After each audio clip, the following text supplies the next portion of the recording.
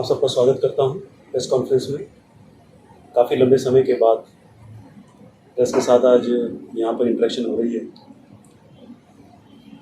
और इस अंतराल में काफ़ी विषय जो हैं वो एकत्रित हो गए हैं, जिनके ऊपर जिन विषयों को मैंने आपके समक्ष रखना है।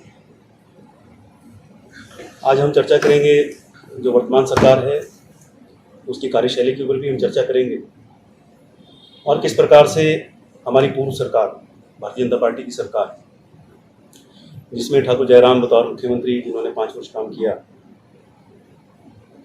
उनकी कार्यशैली किस प्रकार से वर्तमान सरकार से बेहतर थी, ये भी विषय हम रखेंगे।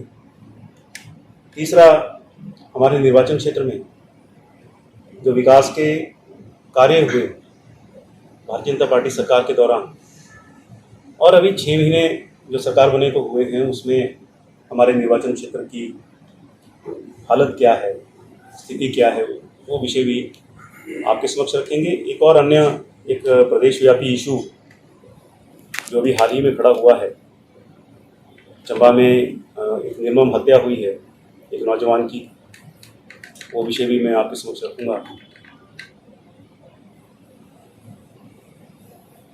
वर्तमान सरकार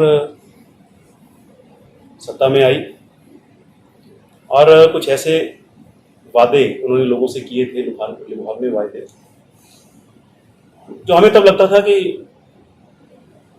ये पूरा करना जो है इनको बहुत कठिन है। हम सब जानते हैं कि हिमाचल प्रदेश की वित्तीय स्थिति तो बहुत अच्छी नहीं रही।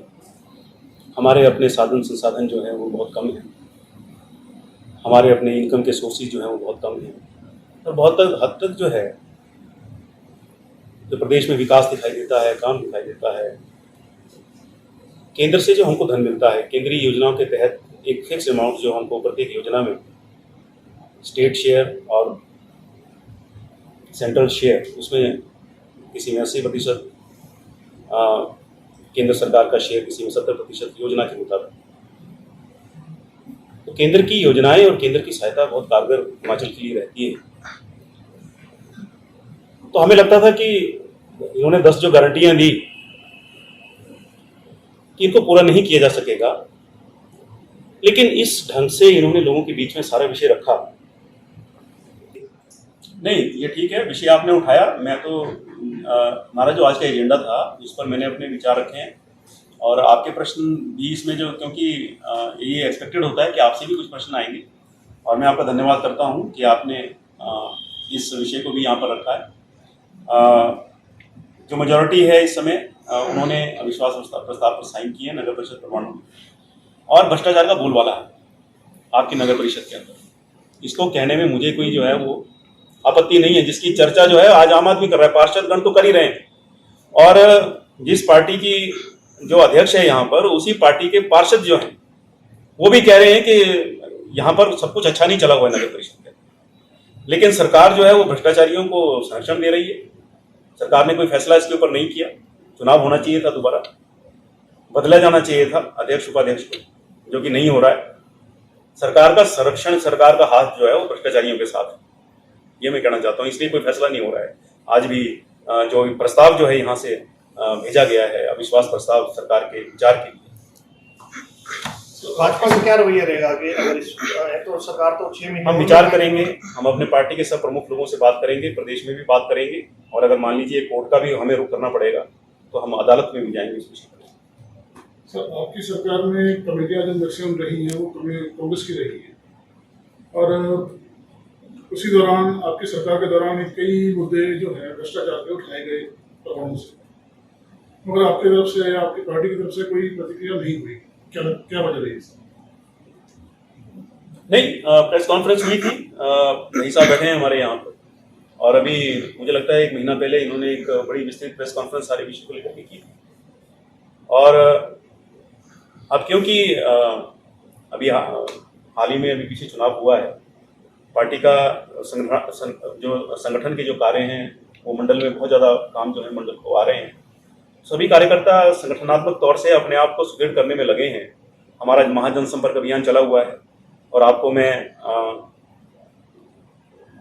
बताना चाहता हूं, आपको मैं सूचना भी देना चाहता हूं कि कल 11 बजे सम्मानीय श्री अनिल जैन जी हमारा एक संयुक्त मोर्चा सम्मेलन होगा हमारे निर्वाचन क्षेत्र का, जिसमें हमारे सभी मोर्चों के लोग जो हैं वो हिस्सा लेंगे। 200-250 लोग एकत्र होंगे।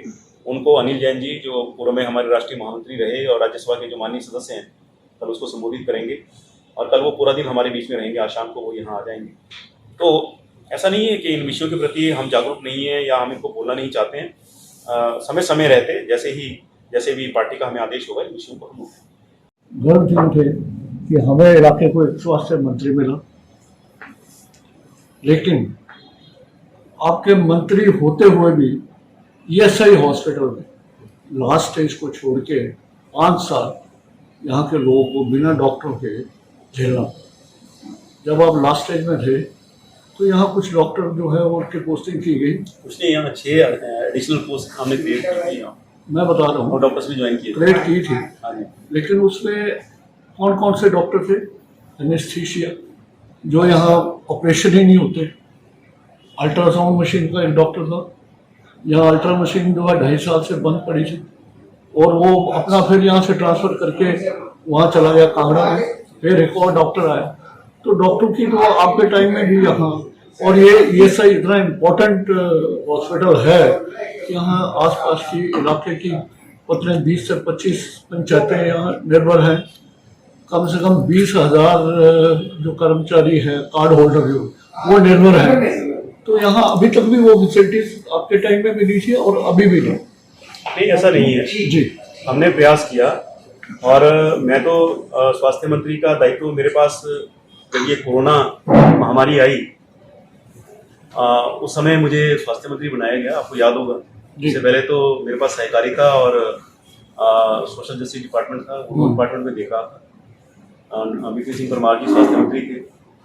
और जैसे ये कोरोना आया, कोरोना के शुरू होते ही मुझे जो है स्वास्थ्य मंत्री बनाया गया। तो 2.5 साल कोरोना रहा, आपको सबको मालूम है। लेकिन जैसे ही कोरोना की स्थिति से और कोरोना की स्थिति से कितनी बेहतरी से सरकार निपटी है, वो भी तो मुझे लगता है उसके ऊपर भी तो विचार होना चाहिए। सबसे कम अगर डेथ्स हुई हैं तो हिमाचल प्रदेश में हुई। वैक्सीनेट अगर हमने किया, वैक्सीनेशन का जो प्रोग्राम पूरे देश में जब आगे बढ़ा तो जितनी तत्परता से उसको हिमाचल में किया गया, मैं समझता हूँ उसके ऊपर भी विचार होना चाहिए। और ये जो डेथ रेट यहाँ कम रहा, नंबर ऑफ डेथ्स जो कम हुई है हिमाचल प्रदेश में, व्यवस्थाएं हिमाचल प्रदेश में अच्छी रही हैं, तो सरकार चुस्त थी। इसलिए ये सारी जो है परिस्थिति बनी है। परवाणु के लिए भी हमने करने का प्रयास किया। नहीं तो यहाँ तो कांग्रेस की सरकार भी रही उससे पहले 5 वर्ष, तब तो एक भी पोस्ट आपकी क्रिएट नहीं हुई। यहाँ पर समय लगता है चीज़ों में और सरकार रिपीट होती है निश्चित तौर पर। हमारे पास एक मॉडल था यहाँ के लिए और भविष्य में कभी भी अवसर मिलेगा तो इसको और बेहतर हम करने का प्रयास करेंगे। आज तो प्रश्न मुझसे पूछना चाहिए आपको। नेशन स्पीक्स, अब बोलेगा हिंदुस्तान।